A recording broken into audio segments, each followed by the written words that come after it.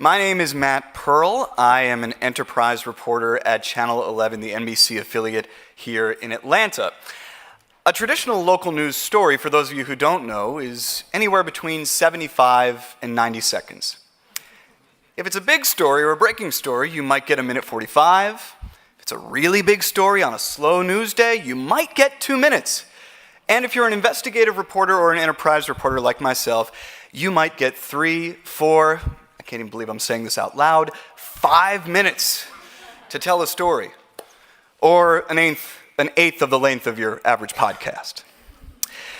So you can imagine my surprise, my glee, when earlier this year, I successfully pitched a report all about the climate in our state that would be 20 minutes long, and presented on our air in the 5 o'clock news with commercials as a half-hour special.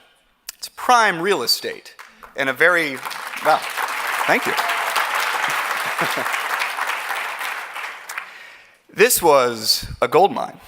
I was very, very excited, and I sat here with this opportunity thinking, here I've got all this time, I have a wide amount of creative control. For those of you who don't know, while you might see me on television as a reporter, I actually shoot and edit every story of mine that you watch.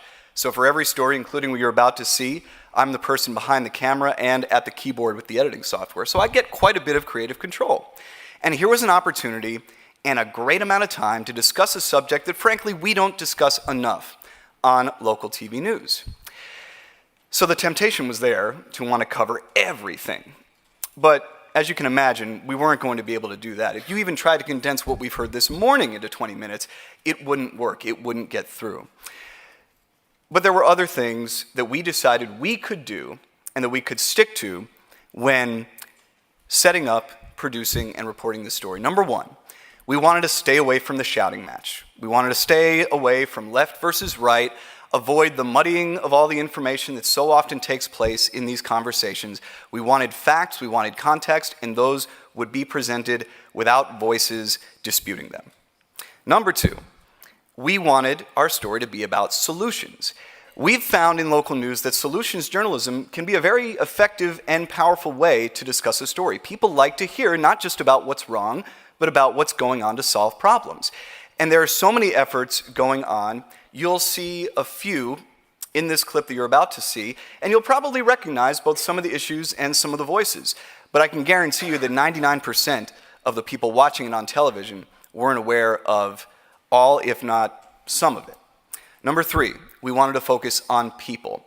We wanted to hear from the people who were being impacted and reacting to the changes going on in our state. And finally, and most importantly, we wanted to tell the story with humanity.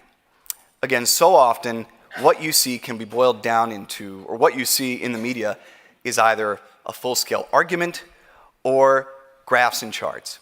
And while the numbers and indisputable facts can be seen in graphs and charts, a lot of times the impact comes with some shades of gray. Take exactly what you just said about solar farms. You're about to see someone who's very involved with a solar farm.